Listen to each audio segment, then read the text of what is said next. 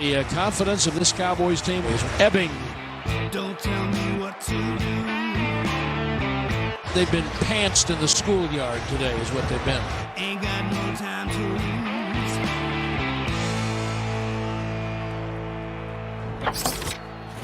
Welcome back to First Take. We are coming to you live from above the Heineken River Deck at Pier 17. Hope you all had a wonderful holiday. How about them Bills? Buffalo comes into Jerry's World on Thanksgiving Day and left with their 9th win of the season, handing the Cowboys a big holiday L. Louis Riddick still here with us. Stephen A., do you think yesterday's game was more good Bills or bad Cowboys? I think it was good Bills because I think that I looked at Josh Allen and I'm very impressed with this kid. He's got some wheels on him. I think he needs to learn how to slide a little bit more so he can avoid taking some of those hits. I forgot who it was that mentioned he looked like a poor man's version of a Cam Newton. Certainly not on that level, but having that kind of potential. And I like it. This kid's got an arm on him. He can drill that football. He can hit it into tight spaces. He's making good decisions. His coach, they're a disciplined team. They obviously run the football effectively.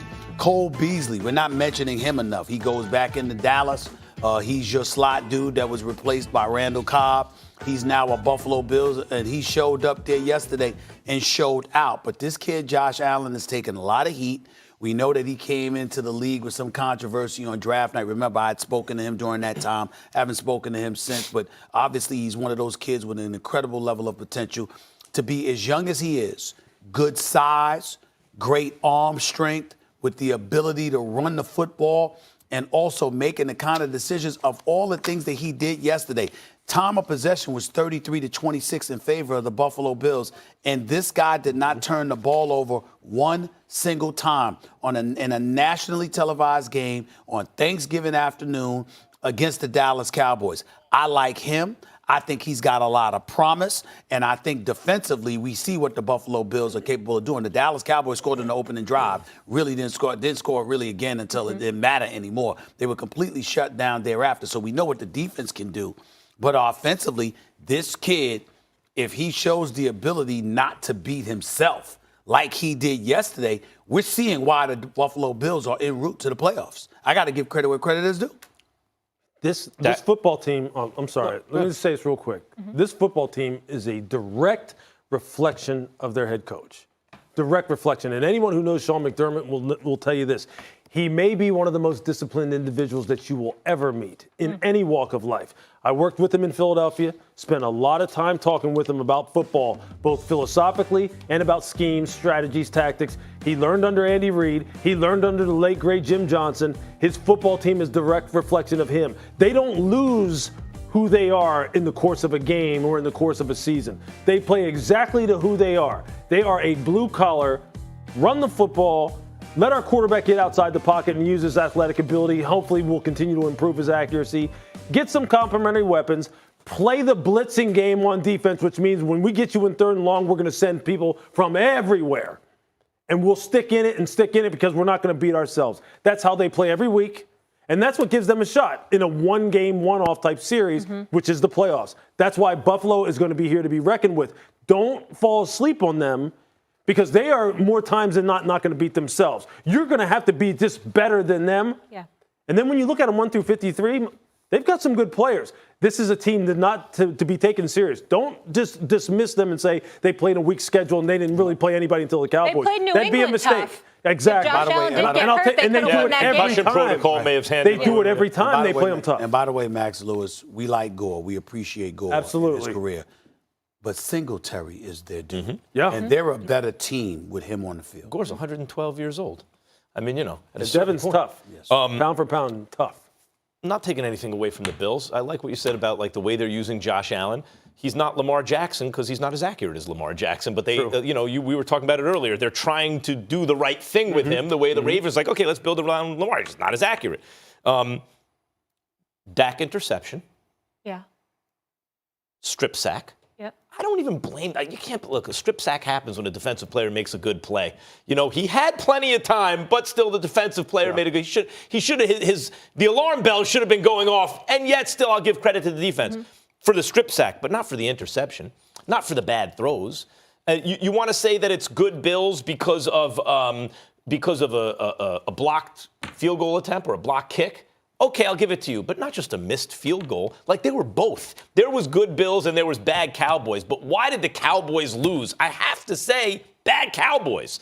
I have to say that. There were too many mistakes out on the field for a team that does not yet have a single quality win all year. You make those mistakes. And then even when they go for it on 4th and 1, and it works, everyone knows why they did that on 4th and 1, and it worked. The Cowboys I'm talking about now. Yeah. Because Jason Garrett's been criticized for being too passive. But see, that's the cool thing about football. And that's why really these arguments and these kind of debates, you really cannot arrive at a definitive conclusion about was it good this or bad that? Because I'll tell you this, many mistakes are caused by things that maybe you can see on film, maybe you can't. But the game is so nuanced. Buffalo is very well coached. Look, some of these strip sacks are because of pressures that were dialed up that it specifically attacked certain protections that they were running and certain people. That's coaching. Yeah. That is more so Buffalo than Dallas is concerned. A missed field, I'll give you that. True. But those a missed kind of things, field you're goal, right. But I mean, this throwing at a guy's feet. This game had so much interwoven in it that you have to give Buffalo its credit. You cannot just dismiss it and say it was bad Dallas. And I think Buffalo's going to prove that as the year goes on. Can I ask you a question? Because I know you have to go after this break. And I want to get back to the Cowboys. Yeah. How do you fix them? The Cowboys? Yeah.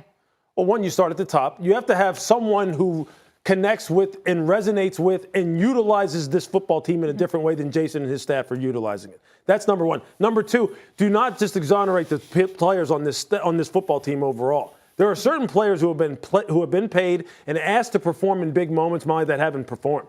They just haven't. Are you looking at Dak? Are you looking at Zeke? Because I know Zeke hasn't lived up to expectations, but I don't know if that's because they're playing from behind. For me specifically, it's the very much so up and down nature of the defense that bothers me. Where 1 week they're dominating people, the next week you have Aaron Jones from Green Bay just run the ball down their throat. The Rams last year run the ball down their throat, and you're going, why? You know you're better than that. And the linebackers should be way better than that's they right. are. Listen, I got to have fun with the Cowboys, all that stuff. I am not playing games. Fire Jason Garrett. Take Rashad. You have two defensive But why right now, Stephen? Because you have to send a message. What's happening is not good enough, and I can't get rid of the players at this point. I'm going to make a change. I'm going to shake things up. And, oh, by the way, you've got two guys on the defensive side of the ball. Rob Marinelli is your defensive coordinator, but Rashad contributes to that. And he's the one that puts Rashad out front and center to talk to the media because Rob Marinelli has been around long enough. He's got his shine. He is what he is, all right? He knows he's not going to be a head coach again. You take Rashad. This is the guy you put in front and center to speak to the media about the defensive side of the ball. You take him, you put him in that position because you have nothing to worry about on the defensive side of the ball because Rob Marinelli is already there with you. All right, I'll tell you why. And the two of you is doing that. So you take a guy, you just send a message. No one is safe. This offseason, there will be changes, but we're not going to wait. We're going to send the message right now. I know he's not going to do it, but it is a mistake that Jerry Jones has not done this. I'll tell you, and they will rue the day that they did not. I'll tell you why I find that argument more and more convincing the more I think about it. This is a debate show, but let me say this. What do you have to lose? The logic of my position is you were never going to win the Super Bowl with Jason Garrett anyway. Yeah. So what do you have to lose? Is it an unstable organization that changes head coaches every other year? No, he's been there for a long time. You don't really, it's not like, oh, another coaching change. What do you have to lose? You're not going to win the Super Bowl anyway. But what you could do is not just send a message, but maybe juice the team a little bit right now to get them over the hump. That happens. We saw it with the Browns last year. It happens sometimes. And you know what? I would tend to start leaning that way myself because the more I watch Jason, the more I'm telling you, if I put myself back into those days where I'm sitting there in a team meeting room listening to him, I would probably be sitting there like, man, come on. Like, no. And Chris Richard is going to be a head coach.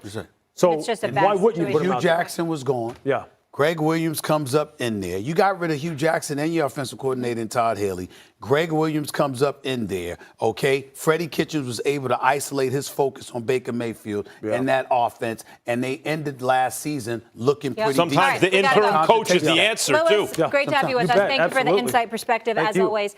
Brady's offense has many questions that need answers, but we'll tell you why. It's actually Deshaun Watson who has more to prove in the Sunday night battle. After the break, there he is. It's TiVo time. Don't miss all his predictions for rivalry weekend and what it means for the college football playoff. I haven't talked to Tim in so long. He seems cold. He seems cold. He's ready to go.